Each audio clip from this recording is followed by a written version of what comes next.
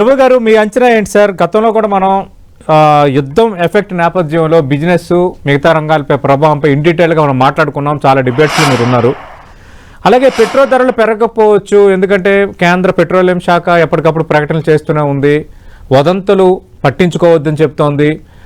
సరిపడా నిల్వలు ఉన్నాయని చెప్తోంది. ఎందుకంటే కరెక్ట్గా మనం కొద్ది రోజుల కిందట ఒక ప్యానిక్ సిచ్యువేషన్ ఉంటే ఆ రోజు మనం డిబేట్ పెట్టుకుంటే మీరు కూడా ఉన్నారు. ఇప్పుడు ఏమవుతున్నాయంటే ఈ గల్ఫ్ దేశాల్లో ఉన్న కంపెనీలు ఇప్పుడు ధరలు కొంచెం ఎక్కువగా పెంచుతున్నాయి. రెండు యుద్ధం ఆగే పరిస్థితి లేదని ట్రంప్ వ్యాఖ్యలు, ట్రంప్ గడువు ఇవన్నీ చూసిన తర్వాత మనకు అర్థమవుతుంది. మీ అంచనా ఏంటి సార్? మనకి ఎఫెక్ట్ ఉంటుందా? పెట్రోల్ శాఖ మనకు ఉంటుందా లేదా మేనేజ్ చేసుకోగలమా? ఇప్పుడు రిజర్వ్స్ కొంత ఉన్నాయి మనకి. స్టేట్ ఆఫ్ హార్మోస్ కంట్రీస్ యూకేతో ప్రైమ్ మినిస్టర్ కంట్రీస్ జాయిన్ అయ్యాయి. 60 కంట్రీస్ కూడా ఉంది.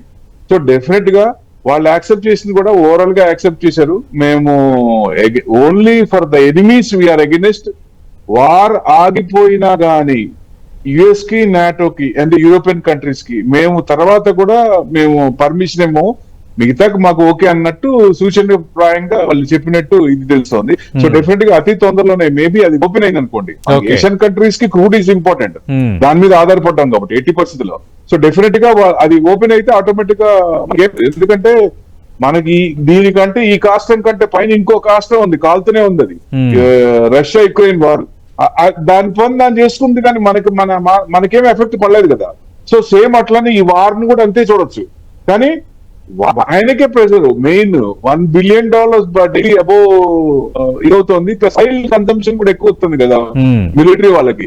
సో ఆ ప్రెషర్ ఆయన మీద కనపడుతుంది. 80% ముందుకు వచ్చి నేనే ఓపెన్ చేసి పాకిస్తాన్ వారప్పుడు కూడా నేనే ఆపాను, నేను చెప్పి అన్ని అంటే ఇక్కడ కూడా చూడండి, వరల్డ్ లో maybe this third country.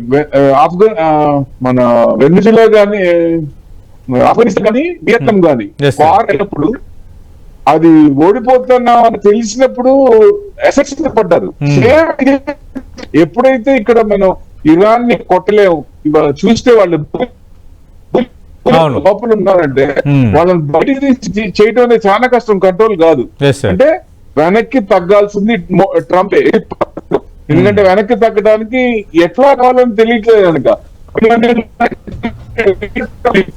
So war ఆపాలి, ఏదో రకంగా ఆపాలి అంటే ఎన్ని రకాల ప్రయత్నం. ఇప్పుడు ఇవాళ కూడా మైనస్ మార్కెట్, యాక్చువల్ గా యుఎస్ మార్కెట్స్ కూడా మైనస్ నుంచి ప్లస్ కి వచ్చినాయి. ఎందుకంటే ప్రతి ఇష్యూ కూడా ముందు 48 తర్వాత 5 days అన్నారు, తర్వాత 10 days అన్నారు. రోజు ఏం చెప్తాడు ఆయన, ఇరాన్ కూడా యాక్సెప్ట్ చేస్తుంది మేము అన్నట్టు ఒక మార్కెట్ కు ఫీలింగ్ ఇస్తాడు. ఫీలింగ్ ఏమోగానే అది ఎవరి ద్వారా వచ్చింది? ఇప్పుడు పాకిస్తాన్ ద్వారా, పాకిస్తాన్ అకౌంట్ అక్కడి నుంచి వచ్చింది అది. సో డెఫినెట్ గా ఇప్పుడు నిజంగా మీకు వారు ఆపాలనుకున్నప్పుడు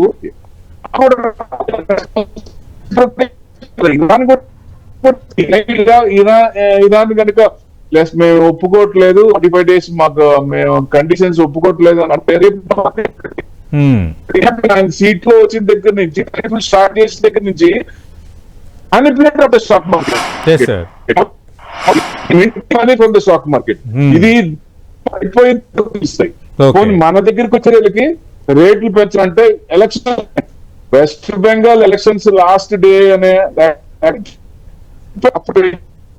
మిగతా అన్ని కూడా పాకిస్తాన్ చూస్తే 500 దాదాపు 500 వెళ్ళింది లీటర్.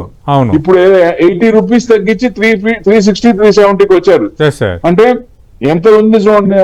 సో మనకి ఇప్పుడు డెఫినెట్ గా పెంచుతారు. ఎలక్షన్ పెంచలేదు కానీ పెంచడంతో ఆగరండి. మన గవర్నమెంట్ కూడా 80% పరిస్థితుల్లో తగ్గించినప్పుడు తగ్గితే అప్పుడు కరెక్ట్ ఒపెక్ ప్రకారం చేస్తున్నప్పుడు దాని ప్రకారం రూల్స్ అండ్ రెగ్యులేషన్స్ ఉన్నప్పుడు తగ్గించినప్పుడు తగ్గించాలి కదా. ఎందుకు తగ్గిరు అంటే ఏమో ఇప్పుడు పెంచారనుకోండి, పెట్రోల్ బంక్ ఇమీడియట్ గా వెరీ సెకండ్ పెంచేస్తాయి. అదే తగ్గించారనుకోండి అదే సార్, అవును అవును, అది ఇబ్బంది కదా. పెంచటేమో టక పెంచేస్తారు, తగ్గించినప్పుడు ఎందుకు తగ్గించ రావాలి కదా. Right, that main thing. Okay right. Prabhu garu ఇందాక అన్నారు అంటే ఎన్నికలకు దీనికి సంబంధం ఉందని. అంటే భారత ప్రభుత్వం అయితే కొంత మేనేజ్ చేస్తుంది బెస్ట్గానే అన్న ఒక చర్చ జరుగుతున్నా కొందరు సామాన్యుల్లో మాత్రం ఈ చర్చ ఉంది. ఎందుకంటే 5 రాష్ట్రాల ఎన్నికలు ఉన్నాయి కాబట్టి మే 4న ఫలితాలు తర్వాత కొంత పెంపు ఉండొచ్చు, అంత భారం ఎక్కువ కాకుండా కొంతనే పెంచుతారు ఈ నష్టాన్ని భర్తీ చేసుకోవడానికని. అంటే పెంచక తప్పదా, లేదంటే ఈ మీన్ వైల్ టైంలో కొంత మేనేజ్ అవుతుందా మనకి రిజర్వ్స్ కానీ మిగతావి కానీ? ప్రభు గారు, స్ట్రైట్ ఆఫ్ హార్మూజ్ ఓపెన్ అయితే పెంచకపోవచ్చు. ఈ వీక్ లో ఏదైనా న్యూస్ వచ్చింది అనుకోండి ఎట్టి పరిస్థితుల్లో, సో డెఫినెట్ గా పెంచకపోవచ్చు. కానీ ఇప్పుడు స్ట్రైట్ ఆఫ్ హార్మూజ్ నుంచి గత 2 రోజుల్లో పెరిగిన ఒక 8 మన నౌకలకి సవ్యంగానే వచ్చాయి కదా సార్. అంటే మన భారత నౌకలకి ఇబ్బంది ఏమి ఉండటం లేదు కదా? దాదాపుగా మన ఎక్కువ షిప్స్ అక్కడ ఉన్నాయండి ఇంకా. అంటే వాళ్ళ రోజుకి